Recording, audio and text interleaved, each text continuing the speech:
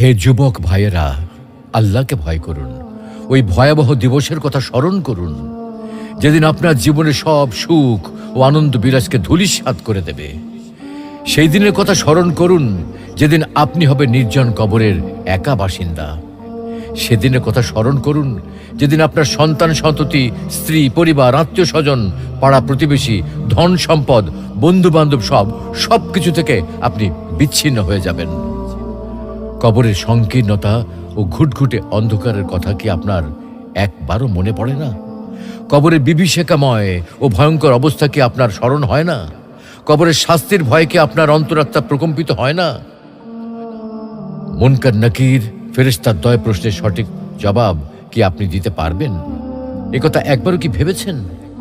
অনুরূপভাবে কবরের অপুরন্ত সুখ ও অনাবিল শান্তির কথা কখনো কি আপনার হৃদয় পটে জাগ্রত হয় না?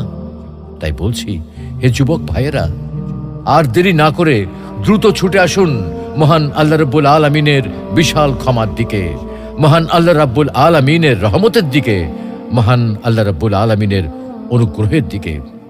মহান আল্লাহ রাব্বুল আলামিন আপনাদেরকে বলছেন, তবু কি তারা আল্লাহর কাছে তওবা করবে না এবং তার কাছে মাপ চাইবে না? আল্লাহ অত্যন্ত ক্ষমাশীল,